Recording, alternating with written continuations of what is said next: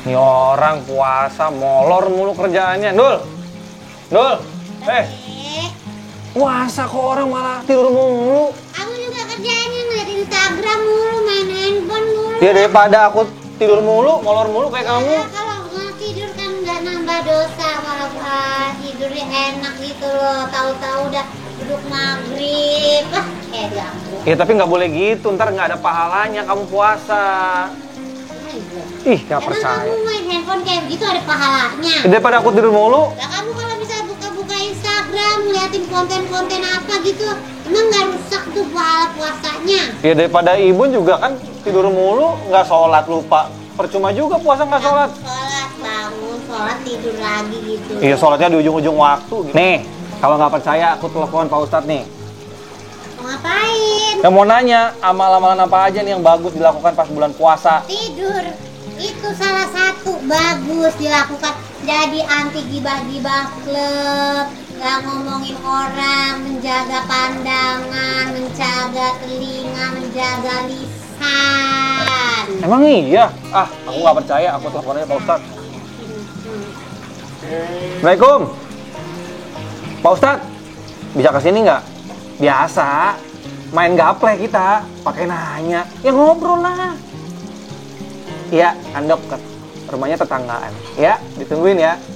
Di Monas, di rumah saya lah. Ya, Assalamualaikum. Bangun. Pak Ustadz mau datang. Ayo, Pak Ustadz mau datang. Kan kesini 3 jam. Rumahnya cuma di sono juga. Bangun. Kalau Pak Ustadz tuh ya, datangnya suka tiba-tiba. Emang iya? Iya. Aku takut apa? Nih. Nanti tiba-tiba datang Nih, pagi. lihat ya. Sini, nih. Dia mah suka datang tiba-tiba Pak Ustadz nih. Siap ya? 1, 2, 3, ada nih. Kan? Apa aku bilang? Kok bisa tahu-tahu ada ya? Apa kabar Ustaz? Sehat dari keluarga sehat? Alhamdulillah sehat. Alhamdulillah. Pak Gina, Ustadz, sehat ya, Gina, sehat ya. Assalamualaikum. Saya tuh lagi tidur siang Pak Ustadz. Terus? Suami rese banget, ganggu banget deh. Lu mau seharian nanti dari imsak tidur mulu sampai buka puasa Tadi Pak Ustadz gimana bilang sih? terus kan? Jangan, kenapa terus? Terus ceritanya gimana? Oh, terus cerita kirain Terus suruh- gimana Oh, maksudnya? kirain aku suruh terusin tidur. Itu Iya. boleh nggak Pak Ustadz? Tidur boleh, Katanya ibadah katanya.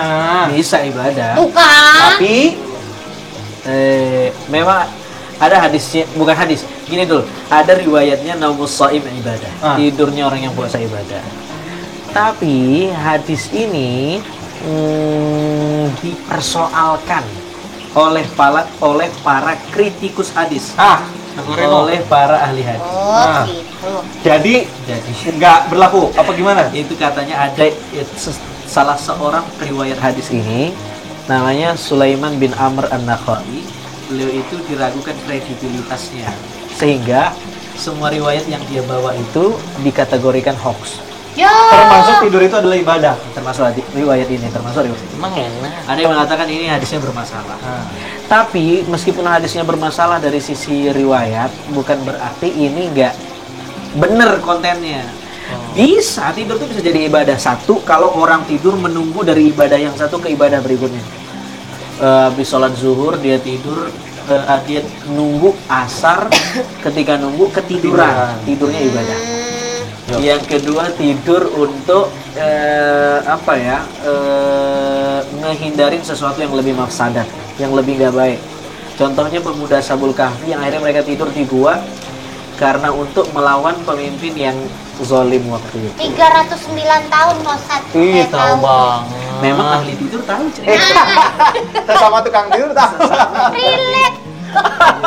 Ih, Pak Ustadz lah. Waduh, udah cakep banget tuh tadi. Aku tuh tahu tuh ya. Enak. Oke. Gua aja masih mikir berapa tahun. Iya. Hafal. 309 tahun. Tapi kalau dikatakan tidurnya orang puasa ibadah lalu menjadikan riwayat yang bermasalah tadi sebagai legitimasi tidurnya, itu nggak benar juga. Habis sahur tidur sampai maghrib, namanya bukan ibadah, jenazah. Coy. Jadi sebenarnya kalau bulan Ramadan ini apa sih Pak Ustadz yang mesti dikerjain ya? Yang tidak mengurangi atau merusak pahala. Atau bahkan yang bisa menambah kayak pundi-pundi pahala kita gitu Pak Banyak Ustadz? banget.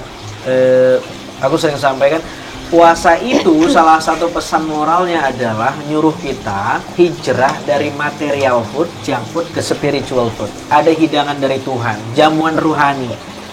Menunya macam-macam, ada menu itikaf, ada menu tilawah Quran, ada menu tadarus, ada menu sahur. Itu semua sebenarnya menu-menu yang disiapin Tuhan buat kita di bulan spesial ini. Gitu bro.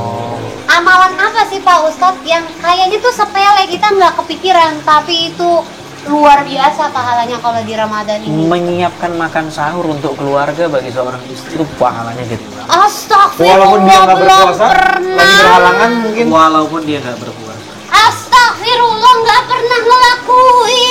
Istri saya selalu bilangnya alasannya nggak bisa masak, jadi nggak bisa nyiapin makan sahur dan juga berbuka Iya, puasa. kalau dia nggak bisa masak bukan berarti dia nggak dapat Kan pahala. ada ojek online.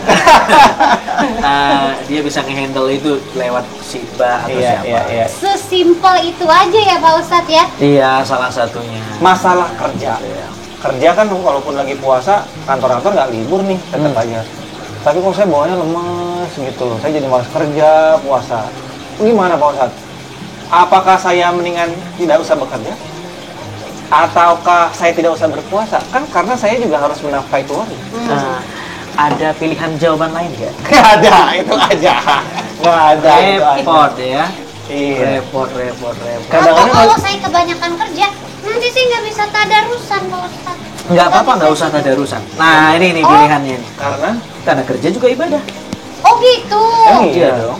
Kerja juga ibadah. Cari nafkah buat pasangan, dia bisa makan, anak bisa pendidikan dan lain-lain. Itu bagian dari ibadah yang luar biasa. Tapi sekarang sering jadi alasan, misalnya kerjanya di lapangan, Iya. panas matahari. Ini menahan dahaga, haus ini berat banget. Jadi akhirnya batal. Itu gimana tuh hukumnya? Iya, dia harus kodok. Batal kalau ada orang yang kerja, mohon maaf kerjanya kerja kasar, berat, yang kalau dia puasa tuh nggak memungkinkan dia kuat untuk bekerja, dia boleh nggak berpuasa. Tapi tetap dibayar. Tapi tetap dibayar. Bukan berarti dia kemudian nggak punya utang puasa, dia punya utang, dia wajib bayar. Tentu lebih baik adalah dia tetap puasa. Tapi kalau nggak sanggup, dia boleh nggak puasa. Dia boleh nggak puasa, tapi dibayar. Beda case-nya kalau Mas Kinos nanya, aku nih kerja Ustadz, terus bagiannya juga nanya, tapi aku dilema nih, nggak bisa ngejalanin hal-hal seperti orang tarawih dan lain. Aku udah capek duluan pulang kerja dan lain-lain segala macam. Aku nggak bisa tadarus ke orang-orang.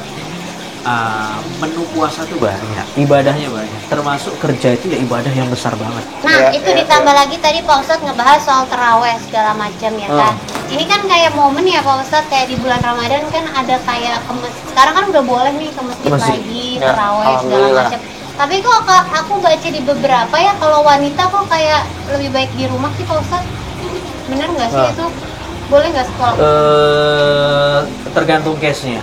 Lebih baik di rumah idealnya. Tapi ada kadang-kadang wanita lebih baik ke masjid dengan case tertentu. Misalnya suaminya nggak bakal ke masjid kalau istrinya nggak ke masjid. Tapi ketika dia istrinya ke masjid, dia malu, sungkan. Akhirnya dia ikut ke masjid juga. Itu justru lebih baik. Oke.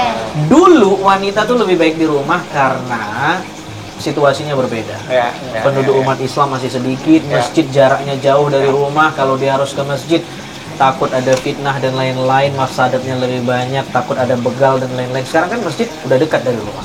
Iya, betul. Ada satpam lagi di depan. Jadi alasan-alasan yang kayak gitu tuh udah nggak jadi. Oh, jadi itu lebih karena situasi pada zamannya gitu ya Pak Ustadz ya. Tapi saya beberapa kali ya sama dia juga sih, atau sama orang-orang di rumah ini lebih sering tuh tarawih di rumah sendiri. Atau mungkin ya cuma berdua. Jamaah berdua. Itu gimana? Boleh juga atau mungkin nggak bisa, tetap lebih baik ke masjid atau gimana? Kalau ditanya boleh nggaknya boleh. Salat sunnah tarawih itu salat sunnah ya sebagaimana salat sunnah lainnya, dia boleh di masjid, boleh di rumah, boleh sendirian, boleh berjamaah. Tapi afdoliyatnya lebih bagus, lebih utamanya tentu ke masjid. Kita dapat pahala salat sunnah, pahala mensyiarkan masjid, pahala ukhuwah sambung silaturahim sama jamaah, banyak pahala. Turunannya banyak. 11 apa 23 Pak Ustadz? 11 apa 23, bahkan ada yang 36 dulu. Waduh. Aduh, 23 aja kayaknya. Menurut saya udah mau kapalan. Itu di hadisnya ya Mas Ginos ya Mbak Gina, man qoma Ramadhana, siapa yang melakukan qiyam. Qiyam itu sholat Ramadan, jadi tanpa menyebut rakaat. Oh. Nah, hadis ini untuk mendamaikan 11 sama 23. Jadi terserah aja gitu. Terserah aja. Nyaman. Tapi kayak 2 kan nggak mungkin dong Pak Ustadz. Atau 4 gitu kan nggak mungkin ya. Iya, Minimal setidaknya 11 lah. Setidaknya 8 dengan 3 Setidaknya 8 dan ditambah 23. Oke, Oke. kita ngomongin lagi nih, kembali ke tema lagi, amalan-amalan apa aja yang mungkin hal-hal atau tindakan-tindakan, perbuatan-perbuatan yang sepele tapi bisa menjadikan pahala di bulan suci Ramadan. Apalagi namanya sedekah. Sedekah. Tapi zaman sekarang lagi ngetren banget nih bersedekah, tapi bawa kamera, Besti. Aduh, Besti Besti lagi. siapa tuh yang kayak gitu tuh? Ada lagi seru tuh. Banyak yang kontra jadinya sekarang, tapi ada juga yang pro bilang ya udahlah nggak usah ngomongin kayak gitu-gitu aja, yang penting dia masih mending dia sedekah, lu ngomong doang cuma komen doang. Iya juga sih gitu. Atau bisa jadi orang yang melakukan itu kayak ya gue mau melakukan hal yang inspiratif biar orang-orang juga mungkin terpanggil untuk begitu juga gitu. Dari sisi inspiratifnya dia bagus banget. Mungkin gara-gara dia tuh jadi wasilah orang akhirnya tergerak. Kan banyak kita ngelihat video-video konten-konten filantropis, iya ya, ngetesin air mata, kasihan ya, orang akhirnya patungan, charity bareng-bareng dan lain-lain. Itu penting. Nah, tapi soal ria atau enggak itu kan soal kondisi hati ya, kita nggak ada yang tahu dan nggak ada alat ukurnya juga. Nah, kalau Anda misalnya pengen sedekah terang-terangan, silakan. Soal hati, nah harus bisa tuh ngedandanin hati biar nggak ria. Kan ada pepatah yang mengatakan memberi tangan kanan, tangan kiri, kalau bisa nggak usah ngeliat. Itu lebih selamat, artinya sembunyi-sembunyi lebih selamat. Lebih selamat dari ria, bukan berarti nggak bisa ria juga. Bisa jadi setelah dia sedekah sembunyi-sembunyi, hatinya ngomong, gua dong, gua pakai kamera, gua dalam hati gua nggak ada tuh pakai kamera. Ria juga namanya. Oh, Jadi iya juga ria tuh ya. tipis. Itu pintunya setan yang pinter banget nyusup masuk Nggak pakai provokasi. kamera juga ria, pakai kamera juga ria ya. Tapi ya udah, tapi ya benar juga sih, maksudnya dia nggak ada bisa ngukur gitu. Kamu sedekah terus bawa kamera, terus aku bilang ria, ya belum tentu, siapa tahu kamu yang bener-bener gue niat untuk supaya orang-orang tergerak. Iya. Gue melakukan ini karena pekerjaan gue, profesi gue adalah influencer, ya harus begini. Iya, Gitu. menginfluence orang. Ada gitu quote yang ya. bagus. Tangga terbaik untuk tidak menjadi orang ria adalah jangan sedekah. Tapi lu kena bahilnya. Ah, Rawahu Kinos. Tadi. jangan dong. Tapi amannya gimana Bang? Amannya deh, maksudnya biar kita tetap sedekah, tapi ya Apa ya, yang kita diem-diem nah, aja. kita masing-masing bisa ngukur diri kita. Kalau kita merasa dengan sembunyi-sembunyi itu lebih menjaga hati kita, sembunyi-sembunyi. Oke. Tapi kalau kita yakin pede, insya Allah lah ini bukan buat ria tapi inspirasi buat orang. Berarti nggak dosa ya? Jangan. Nggak dosa ya? Bersedekah bawa kamera, balik lagi ke niatnya. Enggak lah. Kalau- Orang buat dosa terang-terangan aja bisa. Kita mari berlomba-lomba buat kebaikan terang-terangan, biar inspirasi ke orang. Tapi tetap jaga hati. Iya. Jagalah hati. Lebih bagus lagi, sedekah pakai kamera tapi diam-diam sebenarnya dia ada part di mana dia sedekah sembunyi-sembunyi tanpa kamera.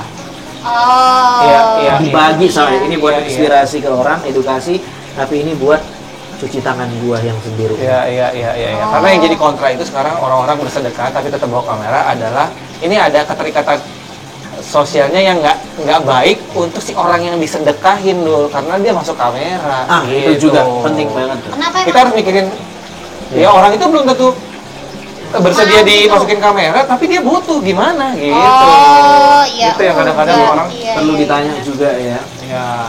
bersedia nggak, Iya. atau lebih bagusnya ditutupin aja. Iya. Ngomongin sedekah, ini lagi ramai juga nih Mang Ustadz nih. Iya. Seberapa besar sih kita, seberapa banyak sih harus bersedekah kita? Apakah benar-benar sampai harus kita berkorban mati-matian apa yang lo punya, sedekahin apa yang lo punya? Dijamin ntar akan diganti yang lebih baik. Menurutku sedekah punya level. Semua ibadah punya level. Punya station, punya makom, Ya. punya level. Lan tanalul birra hatta tunfiqu mimma tuhibbun. Tidaklah kamu dianggap berbuat kebajikan selain kamu menyedekahkan mimma tuhibun yang kamu cintai. Mimmanya itu kalau kita belajar gramatik Arab ya, itu minnya ini agak dalam sedikit. Minnya itu maknanya litaba'id, maknanya sebahagian yang kita cintai, tapi nggak semua yang kita cintai, yang sebagiannya aja. Kalau semua, masa istri kita sedekahin? Iya, Kita cinta sama istri. Iya. Gua sedekahin nih istri gua. Iya. Gue sedekahin nih. Nah, tidak. Iya yang kita cintai, tapi minnya itu maknanya litaba'id, parsial, sebagian aja. Jadi bukan keseluruhannya. Walaupun nanti kalau kita bicara yang lebih tinggi lagi, ada orang-orang yang memang ya dia sedekahin semuanya udah lillahi ta'ala aja gitu. Iya, ya, Bang. tapi standar itu nggak bisa dikasih ke semua orang. Iya. Tetap ke orang itu standarnya harus pakai standar yang umum tadi ayatnya. Ya, ya. Sebahagian. Iya. Karena nggak semua orang punya pandangan yang sama Ya, kita ya. dan kondisi ekonomi yang sama. Iya. Sini, sedekahin. Nah, itu kan repot. Contoh misalnya ada yang namanya kewajiban nih Pak Ustadz, misalnya saya sebagai anak laki-laki sudah menikah, tapi kewajiban saya tetap nih harus jaga orang tua. Tapi saya juga punya kewajiban untuk menafkahi atau mungkin memberi uang untuk istri. Mana yang harus diduluin? Istri. Kalau ngasih ke istri bukan sedekah kan?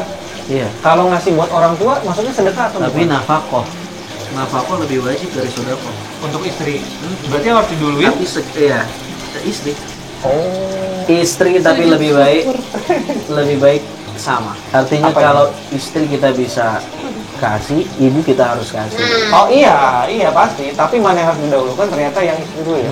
Walaupun nanti lihat case-nya, pada dasarnya istri, tapi mana yang lebih darurat? Baiklah, terima kasih Pak Ustadz. Ini kayaknya udah ngalor ngidul banget nih, udah keluar dari temanya. Padahal kita cuma pengen ngomongin. Sedekah itu juga salah satu Ya. amal kebaikan yang bisa dilakukan. Bahkan bulan katanya Ramadan. pahalanya berlipat ganda pas kalau dilakukan pas bulan Ramadan. Apapun kan ya Pak Ustadz, apapun ibadahnya kalau Termasuk dilakukan. dosa juga dilipat gandakan. Ya ini Allah. orang nggak titik, ini belum titik nih. Oh. Dosanya pahalanya dilipat gandakan, dosanya juga dilipat gandakan. Coba sekalian jadi komputer aja sama.